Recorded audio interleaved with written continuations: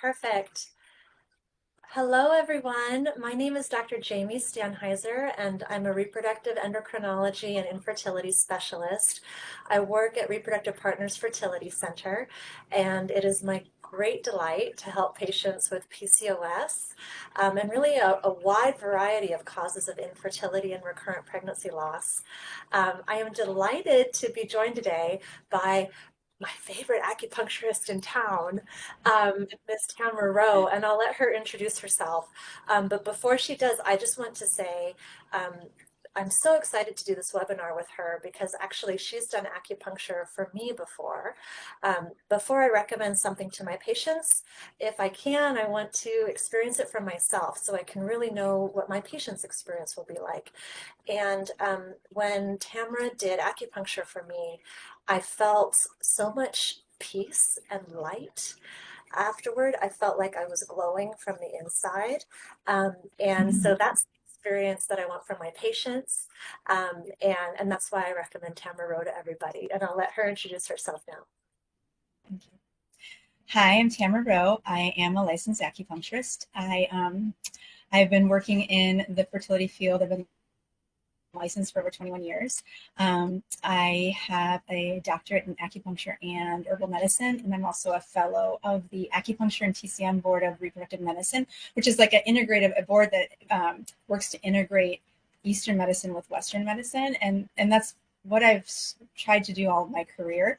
I had the I had the fortune to be able to work with reproductive partners from the beginning. And so my introduction to IVF and IUI was actually with Dr. Garzo and the staff bestie. And so early on in my career, I knew this is what I wanted to focus on. I know that the fertility technologies are amazing, but I also see a really strong role in integrative medicine. I think patients really want it, and I do believe the future of fertility care is going to be an integrated approach.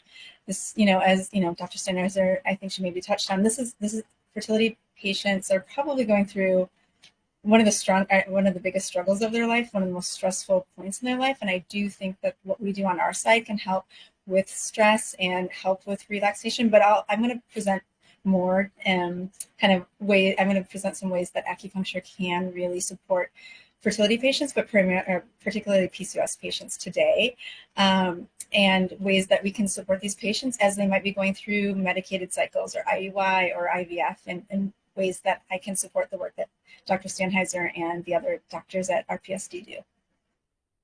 Thank you so much, Tamara.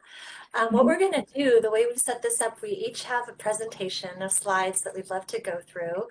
So I'll present first, and then Tamara will present. And at the end, we'd love to open it up, the floor up, really, for questions. So as we're going through things, if we're not addressing a question you have, a concern, we'd really sincerely love to hear from you at the end. So thank you for sharing your questions later. I'm just going to share my screen here. Perfect. Let's see. Tamara, can you see my screen, my presentation? Again, Are we yep. good? Okay, perfect. So Yep. wonderful. So we are going to talk about PCOS, and I really want to have fun discussing this. So PCOS, of course, stands for polycystic ovary syndrome. Let me click next. So what is PCOS? It really is a multifactorial syndrome or condition that can affect hormones. It can affect our ovulation function. And through affecting our ovulation function, it impacts menses or our periods. It definitely can impact our fertility. It also is a syndrome that can impact our metabolism, and I'll dive deeper into that in a few slides from now. And it also can impact our appearance. So the primary ways that it does this is through an ovulatory dysfunction, as I mentioned, but also through an underlying excess of androgen production. So what I mean by androgens, these are male type hormones, particularly DHEAS and testosterone, that our ovaries normally do produce, but they produce them in lower amounts. Women with PCOS, their ovaries can produce these hormones in higher amounts. Also, women with PCOS can experience insulin resistance. the thing I really want to highlight together today is that PCOS is very treatable with lifestyle changes, with medicine when we need it, and it's so important to have a supportive community for holistic care as you go through life with PCOS. So I would love to spend a lot of time on this slide. It's so interesting to me. I think it's so helpful to understand. So this slide is focusing on how the brain and our ovaries communicate. First, I want to talk about how it normally communicates and then how it communicates with PCOS. So our brain sends down two key signaling hormones. It's from a part of our brain called the pituitary, and the main hormones are FSH, which is follicle stimulating hormone. Really, this hormone does exactly what it sounds like it does. It stimulates our follicles, and the purpose is to mature an egg. Only mature eggs can be fertilized, so FSH is really important for that egg maturation. Also coming from our pituitary is the important hormone LH, which stands for luteinizing hormone. This hormone helps actually with egg maturation as well, but its primary role is to trigger ovulation. So I have off to the side here what we would see in a normal ovulatory and then menstrual cycle. So we have first our follicular phase where FSH is the dominant hormone developing a follicle, maturing the egg. This typically in a healthy cycle is approximately 2 weeks, okay? And then we have ovulation signaled by this little line here. And then our luteal phase is after. So luteal phase is after ovulation. And it's also about 2 weeks. So overall, this makes about a 28-day cycle. So we get a regular menstrual cycle once a month. What happens with the PCOS ovary is once ovulation happens, this 2 week time here, the luteal phase, it's still going to be 2 weeks. The part that is variable for patients with PCOS is their follicular phase. It can be a little bit longer than 2 weeks. It can be a lot longer than 2 weeks. Months. It can actually even be years. So what happens with a PCOS ovary and how it interacts with these hormones is essentially for women with PCOS, their FSH level is often a little bit too low, and their LH hormone is a little bit too high, and sometimes it's actually very high. And this causes dysfunctional signaling to the ovary. So what happens is the follicle for a woman with PCOS, it begins to grow. We can see this on ultrasound because it starts really small, and then with stimulation, it begins to grow. But then it arrests in development because of this dysfunctional hormone signaling. And it kind of just stays at this size. And the brain's like, not going to give up. It's going to keep trying. And so then another little follicle begins to grow to try to be the one that ovulates, but it also arrests in development. And so this can continue and continue, and this is why women with PCOS have really irregular cycles. It can vary from cycle to cycle. Some women with PCOS, just have like 45-day cycles. Some women have a cycle every other month or every 3 months, even, like I said, years. It's this follicular phase that is varying where the ovary and the brain are struggling to communicate and struggling to get consistent signaling to really recruit this follicle to grow and to finally ovulate an egg. So essentially, the truth of the truth is we don't know why this happens for women. We think that there may be a genetic cause. Certainly PCOS can run in families. We also think there are environmental or lifestyle causes. Certainly we know that different lifestyles, meaning our amount of exercise or activity, our diet, the health of our overall lifestyle can exacerbate or improve the symptoms of PCOS, but we don't really fully understand the underlying mechanism of why there's this dysfunctional signaling between the brain and our ovaries when we have PCOS. We're also not sure exactly why we have extra androgens or these male type hormones. I'll show you a picture in a moment. We do know that women with PCOS do have more cells that produce this male type hormone. The important thing is to understand what we can understand with this syndrome and feel empowered by it. And we'll talk through more of the ways we can understand it with the following slides. So something I would love for all of us to take away from our time together today is that PCOS is a misnomer. This is a really nice visual representation of what I just talked through. So this, of course, is vagina, uterus, fallopian tubes here, but we're going to focus on the ovaries. And this ovary is a normal ovary. So what happens here is the signaling from the brain is concerted and functional, and one follicle grows and ovulates one egg, and now this is an ovulated follicle here. What happens with PCOS, as you can see, is at different times, these many little follicles have given it their best shot, and they've tried to recruit an egg to mature, but they've arrested in development. And so really, these aren't technically cysts. These are arrested follicles. Women with PCOS have a lot of these little follicles within their ovary, but they're not truly technical cysts like I see that other women can get that are larger. These are little tiny ones, and PCOS is just a misnomer. So I want to rename it for us for our time together. We can call PCOS Positive Choices Ongoing Strength. Um, that's what I want us to remember with PCOS. Yes, it gives us challenges, but we can be powered by this knowledge to make positive choices and have ongoing strength in our life and on our fertility journey as well. So let's rename it together. Um, I want to talk through the insulin resistance part in PCOS because this is so interesting. We think that so insulin is a hormone that helps our tissues process glucose, sugar. And there's a lot of different mechanisms of why there's insulin resistance in PCOS. That can be receptors that are abnormal. There's certain, it's called GLUT4.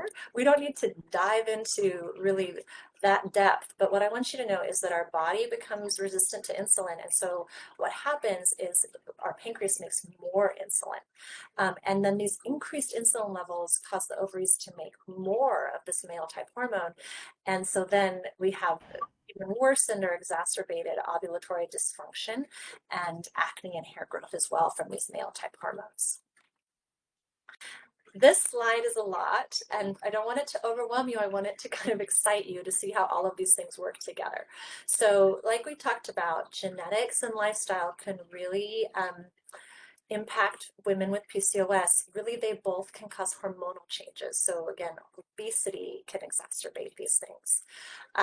These hormonal changes cause increased androgens and insulin resistance. And then these two things together cause ovulatory dysfunction. And really, there should be a line between these two things because increased androgens and increased insulin can increase each other, essentially. So it's kind of this positive worsening feedback loop for us. And then the elevated male type hormone or androgens can cause acne and hair growth for women. The ovulatory dysfunction, certainly the menstrual cycle irregularity that we've discussed, causing infertility, and then the insulin resistance causing a metabolic syndrome for us. How common is PCOS? I really would love for women to know that it's very common. It's actually the most common hormone condition in women of reproductive age. It affects about 6 to 12% of women, and it just depends on the diagnostic criteria that we use. What I want you to remember is roughly 1 in 10 women have PCOS during their childbearing years. You are not alone. Millions of women worldwide live with PCOS. The common signs and symptoms of PCOS, if you're wondering, do I have PCOS? We'll talk through how we diagnose it in just a moment, but the main thing I want you to be noticing as a woman is your menstrual cycle regularity. We define a normal menstrual cycle to be within 21 to 35 days. And so if you're a woman who's noticing your menstrual cycles are coming less frequently than every 35 days, whether that's 36 days, 37 days, 45 days, 65 days, every 3 months, whatever it may be, I want you to see your OBGYN or a reproductive endocrinology and infertility specialist. We abbreviate that REI, like myself, because that's not normal. And as we'll talk about in a moment, it has other health impacts. It doesn't just impact your fertility. So it's really important to be seen and evaluated for this. PCOS can also just cause a complete absence of menses. And so if you're going 3 months or more without a period, I definitely want you to be seen and evaluated. These other symptoms below it are very common in women with PCOS, but they alone are not diagnostic of PCOS. If you're having irregular cycles and acne and hair growth, or irregular cycles and thinning hair, or irregular cycles and having trouble losing weight, even though you're doing your absolute best, that makes me think PCOS. It's not just acne or just, a family pattern of having more hair growth, or just difficulty losing weight. It's really a full syndrome or constellation of things that we need to have to be thinking about it. No matter what, even if you don't have these other symptoms like acne or hair growth or trouble losing weight, if you have irregular or absent menses, I want you to see a specialist. So how do we diagnose PCOS? This is so important. The current guidelines are to use something called the Rotterdam diagnostic criteria. You do not have to remember that. There's no test on this, but the important thing is that the Rotterdam criteria really mandates that we have two out of three of these conditions or factors. So it's not, we don't diagnose PCOS with just one of these. It has to be two, and it can be any two. Really the most important though, as far as impacting your overall health, your fertility, and the risks of PCOS is the irregular or absent menses. But in addition to that, we also need to see polycystic appearing ovaries on ultrasound, or physical signs, whether that's acne, hair growth, or hair loss, or blood work showing elevated male type hormones or androgens. So just to give you an idea of what we're looking for on ultrasound, and because it is so beautiful to see, this is an ovary that is a very stereotypical appearance for PCOS. What I noticed is, first of all, this woman has a lot of follicles. The silver lining of PCOS, I like to focus on the positive, is that women with PCOS have a lot of eggs compared to other women their age.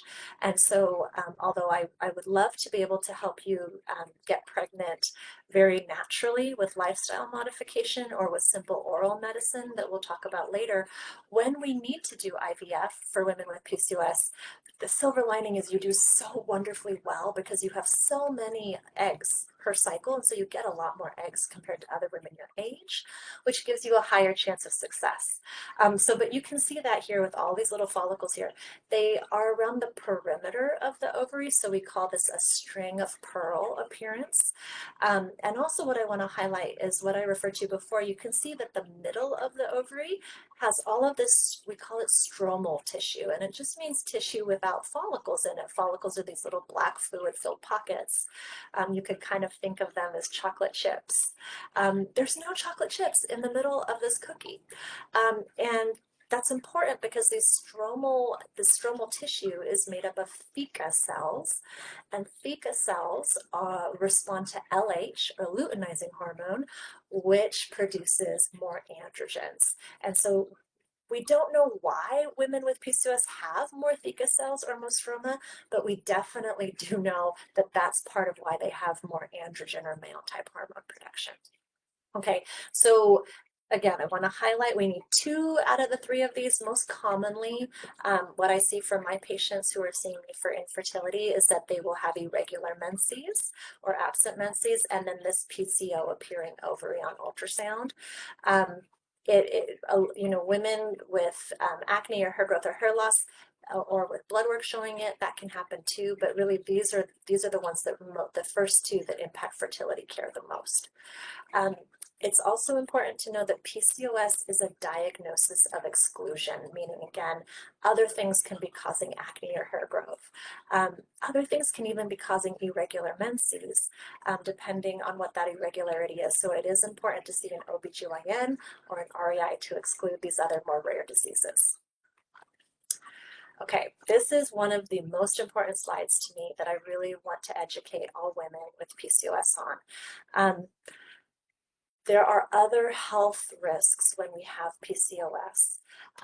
The number one thing I'm thinking of for my patients, for the big picture is I want them to know that if we do not have regular menstrual cycles, whether that's with improving our own ovulation function with lifestyle modification, or whether that's like being on birth control pills or having an IUD in place, some sort of hormonal contraceptive, if we're not treating it that way to ensure we have regular, predictable menstrual cycles, or to ensure that we have that IUD in place that's protecting our uterine lining, essentially over time with this irregular or absent menses, our uterine lining is going to go thicker and thicker and thicker. And over time, that puts us at risk of uterine cancer, a specific type called endometrial hyperplasia causing endometrial cancer. Um, this is absolutely preventable, and it's super important that you have this protection for your uterine lining. Again, even beyond fertility or other concerns, I want you to see an OBGYN. And if you're not having regular cycles on your own, consider go on the birth control pill to protect your uterine lining and to prevent your risk of uterine cancer. There are reproductive risks as well, which we've touched on. So we can experience infertility due to the ovulatory dysfunction. There are also higher risks of pregnancy complications for women with PCOS. We know that there's a slightly higher risk of miscarriage. We also know there's higher risk of gestational diabetes and also of preeclampsia. I share this to empower you that we can mitigate these risks with lifestyle modification, okay? And we'll talk about that in a sec. Whether we're pregnant or not, there are underlying metabolic risks with PCOS. We are at significantly higher risk of getting type 2 diabetes in our life, high blood pressure, and high cholesterol as well. And essentially, these things all increase our risk of cardiovascular disease, so heart disease in the future. And so, again, I don't share this to scare you, but to empower you that we can reduce these risks with a healthy lifestyle. Interestingly enough, there's also psychological risks with PCOS, and this makes a lot of sense to me, you know, when if we're having an ovulatory dysfunction and experiencing infertility, that is oftentimes the most devastating experience women go through. And so there are higher rates of depression and anxiety. Also, if we're having trouble with acne or hair growth, or having trouble no matter what we do with weight gain and not being able to lose weight, all of those things really impact our sense of identity, self-worth, just positive feelings about ourselves. And so it makes a lot of sense that there'd be higher risks of depression and anxiety. And so I want us to be aware of these things so that we can get help for ourselves and also for our friends with PCOS. Okay, this is probably my favorite slide because although I am a doctor and I believe in the miracle of medicine and also IVF for my patients, I am an even bigger believer in lifestyle modification and what a healthy lifestyle can do for our well-being and our overall health. So things that we know can help with PCOS for women is a Mediterranean diet.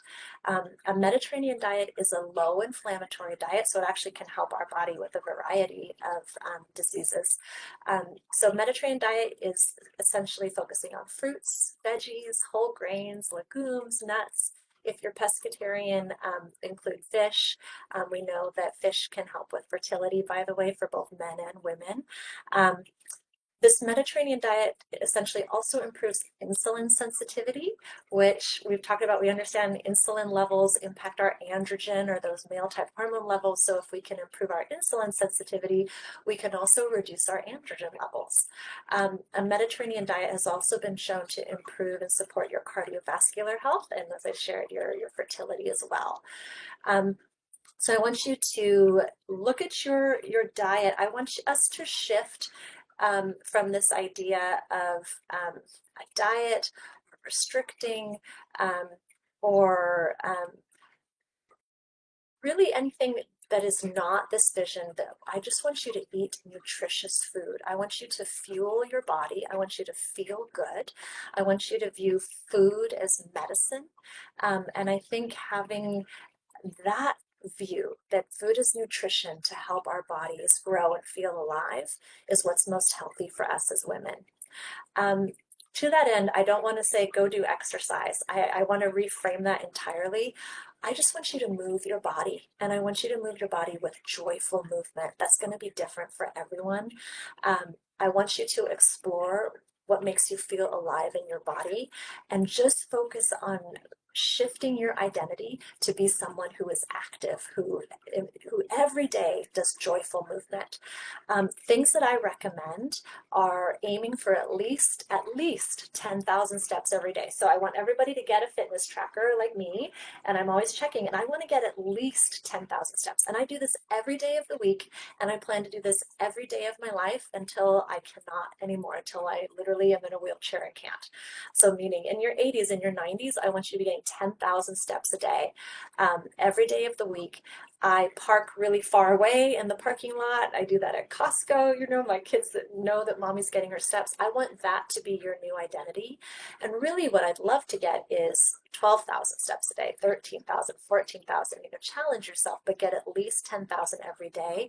Walking, especially outside in nature, is so good for our mental health. It's so good for our well-being, but it's actually so amazing for weight loss. And it's just the sustained effort of doing that every single day. You're not going to see an instantaneous change, but you will over months of doing this. This is going to be your new lifestyle, and you are going to see the weight loss.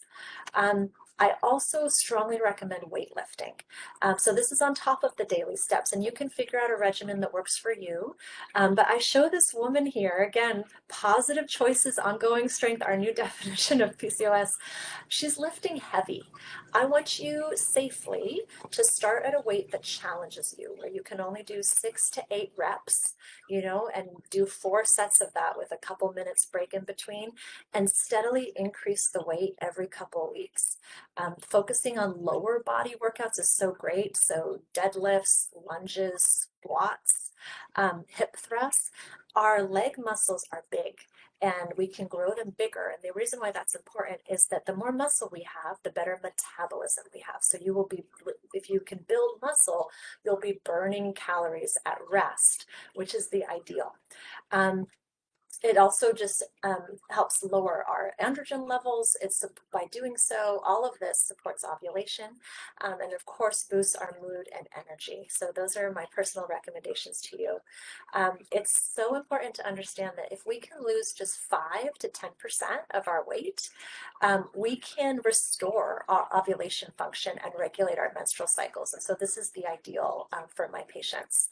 I also want to encourage you, you know, if you're doing this but still struggling with weight loss, if you're planning for pregnancy in the future, I encourage you to speak with your primary care provider, because there are medications now like the semaglutides, like Wegovy or Ozempic, that can really help us on the beginning of our weight loss journey, and help us feel that sense of personal agency, seeing that progress. I wouldn't want you on those medications while you're actively trying to conceive. I'd want you to stop at least 6 weeks ahead of time. But if you want to work on this weight loss to see if you on your own can restore your own natural ovulation function and menstrual regularity, I love that for you. Okay, so let's talk about, you know, I've done everything I can, and I'm still having irregular menstrual cycles. What is the main treatment for PCOS? So, and again, this is for women that still have ovulatory dysfunction, so their cycles are still greater than 35 days apart. For women trying to conceive, it's usually a very simple oral medication called letrozole. The brand name is Femara. This is a simple medicine that causes ovulation induction. It improves your ovulation function. And it just does that by synchronizing the hormones from your brain, those LH and FSH hormones that come down in a more concerted way to stimulate your ovaries to recruit a follicle. We want to do letrozole with ultrasound monitoring, so we make sure the dose is just perfect. Our goal is one healthy baby at a time. And the reason for that is it's safer for you and me. And we can see that on ultrasound, and because there is, a low risk of twins if you're not on the perfect dose of letrozole. And really, once we heal or correct that ovulatory dysfunction and get you to ovulate regularly, just with timed intercourse, meaning intercourse on your own at home, you have a great prognosis, a great chance of getting pregnant. For women not trying to conceive, to protect your uterine lining, the first course of treatment is birth control pills. So that's what I recommend to you. And the benefit of birth control pills when you're not trying to get pregnant, of course, is actually there's certain brands of it that have a hormone called drospirenone in it. That's common in Yaz or Yasmin, that specifically help acne and hair growth. So it's kind of a multifactorial treatment for you. Also, if you're still having acne or hair growth, you can add on spironolactone, which is a medicine that blocks those male type hormone receptors. You would never want to be on spironolactone while you're trying to get pregnant because it's a teratogen, which just means it can cause anomalies in the baby. Happily, spironolactone gets out of your system, a couple weeks after stopping it, but never, ever, ever be on spironolactone when you're trying to get pregnant, and always be on a hormonal contraceptive while on spironolactone, because I would never want that to happen. For women who have a glucose intolerance associated with their PCOS, we see improved outcomes with metformin, which is a simple oral medication. And oftentimes I will use metformin in combination with letrozole, or use metformin in an IVF cycle to help a patient have that kind of holistic approach of addressing everything together. I really want to highlight, as that my time with you draws to a close, the importance of community and supportive therapies when we have PCOS. Counseling and therapy is so good for each of us. It helps manage stress, anxiety, and depression. It also empowers us through building skills and self-confidence.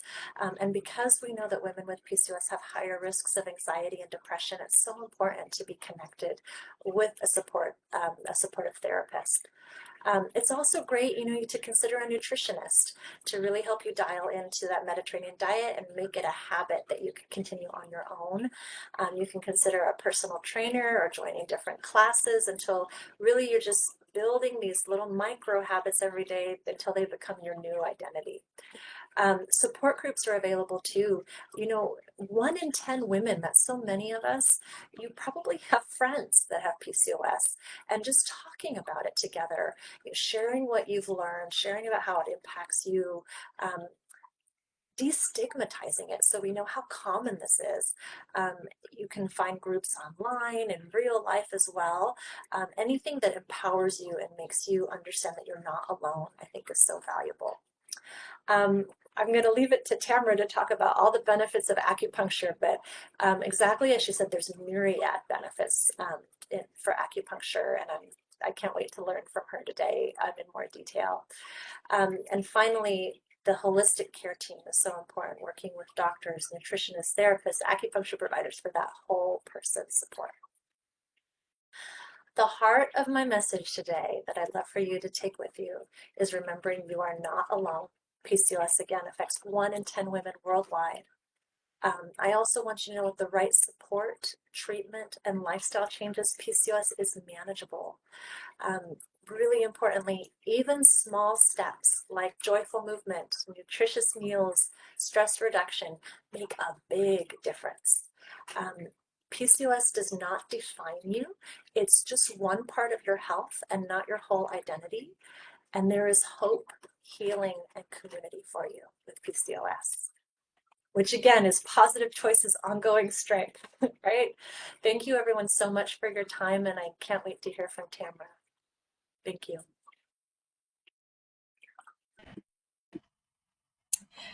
Thank you. That was great. I always love hearing a Western doctor talk so strongly about lifestyle changes and nutrition and just all of the work that patients can do outside of medication. I think that's so great. I'm going to see if I can share my screen here. Let's hold on 1 second. Let's see. Hold on. Oh.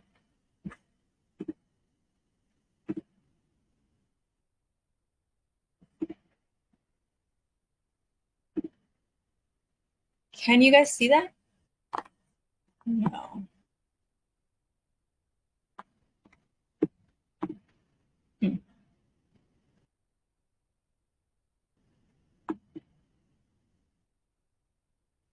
I can't yet, but I also have your slides. Let me see if I Okay. can share them. Okay. Thank you. I think I changed, well, maybe I think I might have changed one of them, but that's okay. It says share my screen. Let's see if I can do it. Here, I think I got it. Oh, you got it. Got it. Okay, good. Let's It shows see. your web browser. Okay. So sorry. I don't know what I'm doing. No, that's okay. You're doing great. Think, can you click on the third one over? Do you see it now? No. No. But when you oh yes, you did Okay, good. Great. it. So, I think thanks for sticking with me here. Um, I think that Dr. Stanheiser, her presentation beautifully set me up for mine. I'm going to easily be able to kind of piggyback off of all the great information she shared. Yeah, it's going to tie in very well. So I'm just going to talk about more the role of acupuncture in PCOS care and how acupuncture and traditional Chinese medicine can support patients. So um, there are 4 ways I'm going to speak about today that acupuncture supports PCOS patients, and you'll recognize this as from topics that Dr. Stanheiser already talked about. Acupuncture can calm the ovaries' overactive wiring, and I'll go into that a little bit more. It can reduce excess androgens, the male type hormones. It can regulate the HPO axis, which is the way that the brain communicates with the ovaries. So it can regulate that axis and support ovarian function. And then finally, it can improve insulin sensitivity. So all the factors that Dr. Stanheiser already covered, acupuncture can address them in some shape or form. So when I talk about calming the ovaries' overactive wiring, what do I mean? So in PCOS patients, we see increased sympathetic nerves and nerve growth factors near the ovaries. What does this mean? So sympathetic nerves, or the sympathetic nervous system, is the fight or flight, or the stress response. And in these patients, we see more sympathetic nerves and nerve growth factor around the ovaries, which means that stress is going to have a really strong and significant impact on these patients. And what happens is there's increased nerve activity, which constricts the ovarian blood vessels, and then that reduces oxygen and nutrients. So, what does acupuncture do? This is a really interesting, I find this really fascinating. So there are points on the leg and lower abdomen that connect the same nerve pathways that go to the ovaries. So the nerves come up from, the spine, the thoracic spine, the lumbar spine, and they innervate the body. Well, there are certain ones that innervate the ovaries and reproductive system, but the branches from that also spread down to the other parts of the body. And there are several acupuncture points that are at the location of these nerve ganglion that their pathways will connect with the ovaries. So if we stimulate these points, we can reduce stress signals to the ovaries. We can help improve blood flow, and then hopefully support healthier egg growth and maturation. Acupuncture can reduce the excess androgens. So just to kind of reiterate what was already said, elevated testosterone and other androgens can stall ovulation. It adds like a roadblock, a traffic jam. Well, there are studies that show that acupuncture lowers multiple androgens and certain estrogens, and it can create a more balanced hormonal environment. So less of the hormonal traffic jam allows the follicles to grow normally and release an egg. I like this picture because it shows acupuncture needles in the ovaries, and anyone who's had acupuncture, that's not true. This is just a rendering. What else can acupuncture do? It can regulate the HPO axis, which is the hypothalamus pituitary ovarian axis. It's how the brain communicates with the ovary via pituitary. And like it was already covered, the brain and pituitary talk to the ovary via luteinizing hormone, follicular stimulating hormone, and tells the ovary what it needs to do. And in PCOS patients, this communication is not flowing correctly. So acupuncture helps to regulate the stress response and influence this entire communication system. So by doing this, we can see healthier follicle development, hopefully promote regular ovulation, and then reduce hormone imbalances like excess LH or androgens that block the egg release.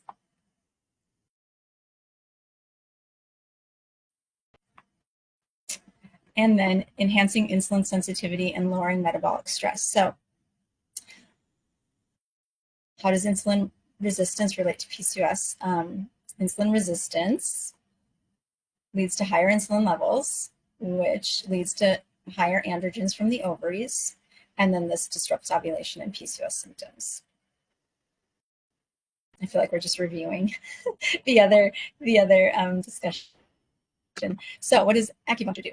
Acupuncture stimulation can improve insulin sensitivity, and this will reduce the circulation of excess insulin, and this leads to lower androgen production and helps to normalize follicle growth and ovulation. What I really like about this is that we can talk about so if patients are going to do IUI or IVF, taking the time prior to a cycle or a protocol will help get the patient into a better baseline metabolic environment. So when possible, if patients know they need to go the route from a Western medical side, if they have the luxury of extra time of a couple of months, it's really, really great for them to come in and work with somebody like me, a fertility acupuncturist or a holistic provider who can work on getting their body optimized so that once they do a medicated cycle of some sort, it's optimized and hopefully more successful and leads to better egg quality and better embryos and healthier babies. So this is one way we can really help patients set them up for success. And if patients, we also can do this and have patients help them to ovulate on their own where they're not needing to go the Western route as well. So I'm focusing a little bit on acupuncture supporting patients who might be going through IUI or IVF and what acupuncture can do at the various stages. And so if a patient's decided with their doctor that the best route is an IUI or IVF cycle, acupuncture can still step in and really support the patient through what else they might be doing from the Western perspective. So if patients are going to do a cycle and they have the pre-stimulation phase, we can help improve baseline blood flow and balance stress hormones. If patients are going to be doing a stimulation phase of a cycle, then we can help support even follicle growth and reduce the risk of poor responders, or with PCOS is often an over response or hyperstimulation. And so acupuncture can help kind of regulate the growth and even it out so that there's more even follicle growth. And at a retrieval, at the time of an egg retrieval, we can help promote pelvic circulation and reduce anxiety and discomfort, which is a big part of what acupuncture can do. It can really help patients. It can help carry them through a very stressful time in their life and give them some, help their nervous system to kind of calm down a bit. And then post-retrieval, we can see it reduces bloating and discomfort and lowering the risk of hyperstimulation. And then finally, if a patient is going for an embryo transfer, we can help increase the success of that by calming the uterus, reducing stress, and then supporting a healthy endometrial environment that supports implantation. So if a patient, a PCOS patient or a fertility patient decides that they want to do or are going to do IVF, how effective is acupuncture at supporting IVF cycles? I love this study. I'm excited to kind of show it to you all because I think there's I think it's a step in the right direction in studying, using research to study acupuncture. I think there's room for more, but this is a great step, a great start. So in 2015, there were researchers that published a study looking at the impact of acupuncture on the success of IVF cycles. This was a retrospective study of 1,069 patients who were undergoing IVF. And so retrospective means these patients had already done their cycles. The outcomes had already happened. This was in the past. And so these researchers looked at all of these cases to see what the results were. And they decided to split them into 3 different groups. And the first group was a usual care group. So it was IVF without acupuncture. The second group had acupuncture, but they only had acupuncture on the day of embryo transfer. And there's a kind of a well-known protocol where patients can get 2 treatments on the day of their embryo transfer. 1 treatment's right before, and then 1 treatment's right after. So these patients had acupuncture, but just during that time. And then the third group did what we call whole systems TCM, or whole systems traditional Chinese medicine. And this is really kind of the medicine that most fertility acupuncturists or integrative acupuncturists do. It's acupuncture, but we also incorporate dietary and lifestyle recommendations. And so for PCOS patients, we're going to be treating them. We're going to be looking at all aspects of their life. We're going to figure out ways that we can help optimize diet, like with a Mediterranean diet, high protein, good fats, regulating blood sugar. And then for lifestyle recommendations, we're going to do very much like Dr. Sennheiser already covered, talking about exercise and weight-bearing exercises and ways that we can just start to incorporate a healthy lifestyle. And we do this with all patients, of course, but in the realm of PCOS patients, it is very vital because these dietary and lifestyle recommendations are essential to the success of their fertility and their ovulatory function. So anyway, these patients, the third group, did whole systems TCM, and they had an average of 12 acupuncture sessions. So some had more, most had right around that. And then this is the result of the study. So the whole systems TCM group had 61.3% live birth rate, which is not too bad. The acupuncture only at the time of transfer, 50.8%. And then the usual care group, 48.2%. So I feel like this gives some really interesting results, and I think there's a lot more to be learned from it. But we talk about, okay, so was it the whole systems approach, or was it the number of treatments? And I don't think we know. I don't think we can say whether or not it's. I think it's probably both. Patients receiving 12 or more acupuncture whole systems TCM had notably higher live birth rates than those receiving limited or no. So usual care, this was their success. 2 treatments on the day of transfer, and then of course 12 treatments. What's the takeaway here? It might be more acupuncture equals better IVF outcomes. We can also extrapolate it and say more acupuncture just leads to better fertility outcomes in patient fertility challenges. Acupuncture might be what we say dose dependent, like a medication. Some people, it's also like going to the gym. It's like a cumulative effect. So more visits, probably going to make more changes in the body, help with the metabolic system, help with hormone balance, help trying to regulate the nervous system, and all of these things over time leads to better outcomes. And then the other takeaway is whole systems TCM may offer a valuable holistic approach to improving fertility success. And so again, when patients have the luxury of giving extra time to working with an fertility acupuncturist prior to doing a Western fertility cycle, like if their reproductive endocrinologist said, yeah, you do have the time, you do have 2 to 3 months, patients can come and work with somebody like me prior to. Some patients don't have that luxury, and the doctors, I know, we really, time is of the essence, we really need to do this. And so in that case, we just meet patients where they're at and try to support them. But when we do have the extra time and we have 3 months and we can see patients 12 times and work on all of these other lifestyle nutrition aspects to their healthcare, it can be really helpful. And it really just amplifies and optimizes what doctors like Dr. Sandheiser do for their patients. So if we can do the work on the front end, they're hopefully, or as this research shows, they're going to get better results on the end results after they do a cycle. So that's basically all I have right now. I definitely can be open for questions. I'm trying to think of what else I might want to say.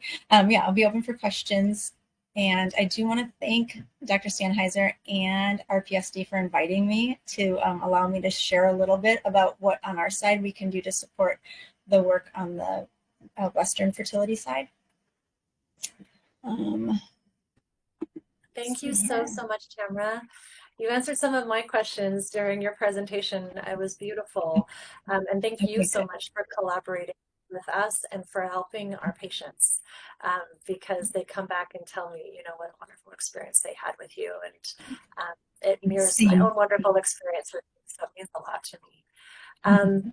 What I love so much that was the question I was going to have for you, but you answered it for me, is what is the ideal timing of acupuncture before an IVF cycle for patients that do have the luxury to take a little bit of time? And that's typically patients that are younger, that can take a little bit of a break, or if you're thinking you might need IVF in the future, you can kind of preemptively do it. But I love hearing that so clearly from the data and from you that it's really 12 acupuncture appointments. And, if we're doing that weekly, 4 visits a month, we need 3 months.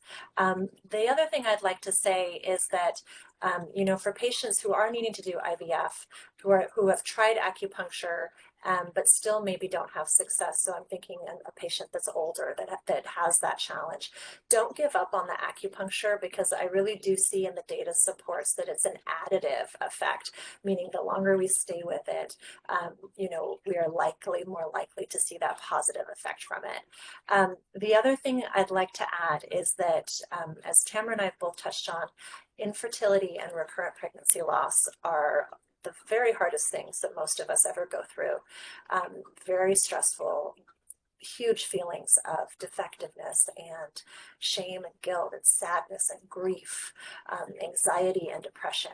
And we know that acupuncture, from the data, can help our female reproductive system, our ovaries, our uterus, to improve an IVF outcome, but they can also really help us with anxiety and depression and emotion regulation.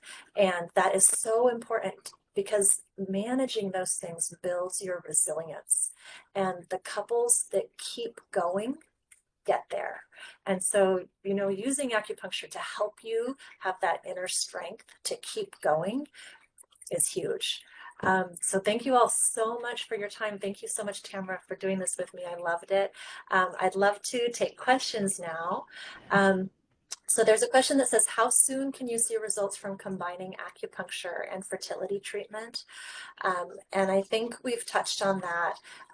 I would love you to start it as soon as you are thinking about infertility, especially, like if you're not getting pregnant on your own.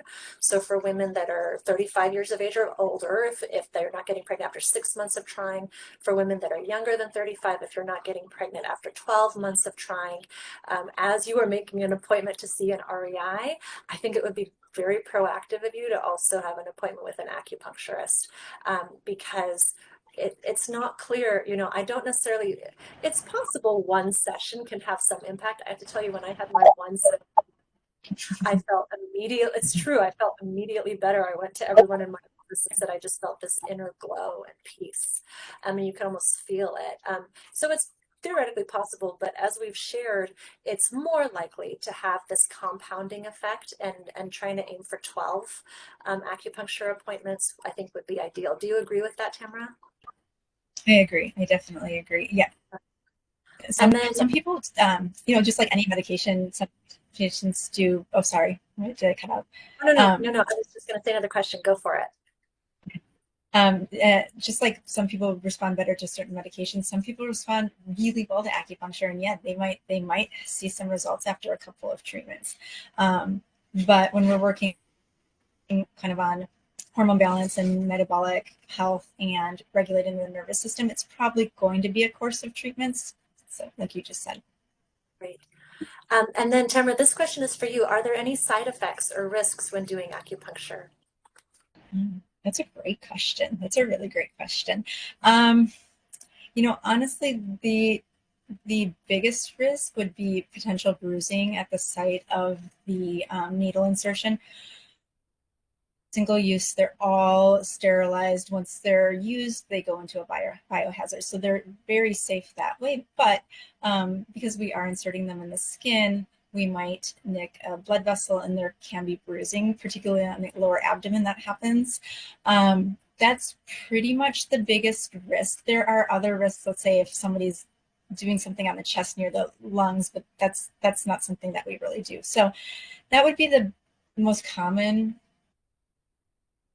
Okay, we let patients know that it's not dangerous, but it just might get a bruise. thank you so much. Are there any other questions for us today? We'd love to answer any of your questions. It's been so meaningful for us spending this time with you. All right. Well, thank you all so much for your time and attention. I hope this has been meaningful for you as well. Remember, you are not alone. This is common and we can help you. Tamara, it is always a delight and I look forward to seeing you in real life soon. Thank you so much for spending this time with me and our patients. You're wonderful. Thank you so much. And thanks, everybody. Thank you. Bye, everyone. Have great evenings.